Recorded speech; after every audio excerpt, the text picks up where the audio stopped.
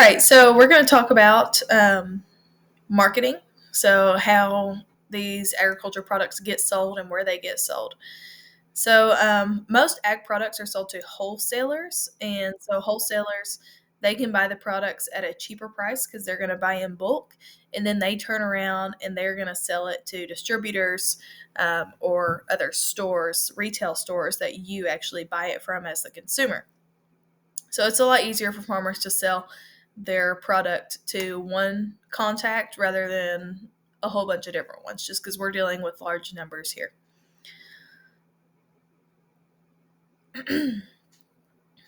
So there are many ways, or there are some ways that farmers eliminate the middleman and sell directly to consumers, but these require some entrepreneurship skills, the skills required to start a business. So they have to kind of go on their own. One is, to open their farms to the public and sell products on site. So a lot of this is becoming more popular.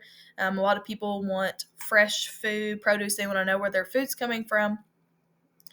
So farmers are opening up their farms to the public and letting them come. An example would be like a pumpkin patch, um, or maybe an apple farm that opens up in the fall where you can come buy fresh apples. Consumers may not always appreciate the difference between public and private, making them prone to wander around the property. So this could be a problem. But this could work well if a farm is part of agritourism, which is tourism involving an agriculture-based activity. People become really interested in where their food comes from, more likely to go to farms and see the process themselves. So you could make it a whole thing with school field trips. This is a great way. It takes a lot more work than selling just to a wholesaler, but it's a great way that people are doing it. Another is opening up a roadside stand.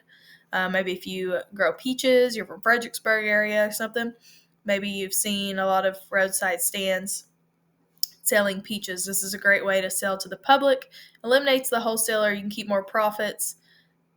However, there's some expense building the stand, and you are kind of stuck between just who drives by. Another is farmer market, which brings produce products from the farms to cities and larger towns. We've got a couple in my area, and they're starting to take off. They're typically on like one day a week, and lots of different farmers or crafters in the area bring their products and sell straight to consumer. So, just some things to keep in mind. Consumers a lot of times will pay higher prices. They'll pay more for fresher produce. Farmers markets are great for people to learn about agriculture and increase their ag literacy. There typically are fees, so they have to pay, book a booth in order to pay. So that may cut into their profits. And there's going to be competition at these farmers markets. So you're not going to be the only one selling your product.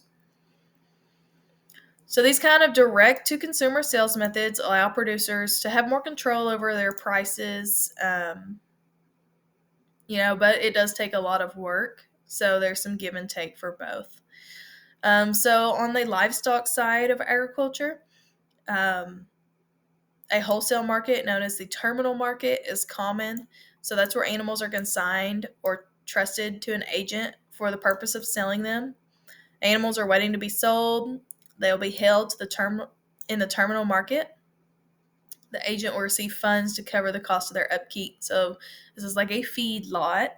So if you're a rancher, you're going to sell to a feed lot. That feed lot is going to keep those animals in that lot and feed them to market weight. And they're going to charge a yardage fee just for maintaining them, keeping them. Agents also pay commission, percentage of the sales price of the livestock paid. It's really used in the Midwest. Auction lots are the most popular. This is where you're going to take your products when they get to market weight. You're going to take them to a livestock auction. So a swine farmer may send 250 hogs to the market. The auction will be for all 250, not each individual swine. So they sell them as a lot. Auctioning is sometimes done online through video merchandising, recording animals on video, sending it to professional potential buyers. A lot of times these are like for higher end livestock, maybe show animals or purebred. Another form is direct sales. So a lot of people call this private treaty. That's where the buyer is going to purchase livestock directly from the producer, skipping the terminal market or the auction. There's a lot of advantages. You don't have to pay commissions or auction costs. If you sell to, say, you sell a cow at an auction for $2,000, you're probably going to pay $300 in auction fees. So you would keep all of that. Problem is, you're just going to have to hustle and work hard to get those buyers. Within the segment of the poultry's different. Vertical integration is what we use. So that means the business not only manages the creation of the product, but they also operate all of it. So they operate the production of the stage, all stages of the process. So this is typically those large corporations like Purdue or Tyson that are going to kind of own that industry. So when livestock's sold, it's graded. You may have noticed in the grocery store, you see like steaks that say select or choice or prime, and that's going to affect the price. Prime is going to cost more. Select is going to cost less because you're paying for the quality.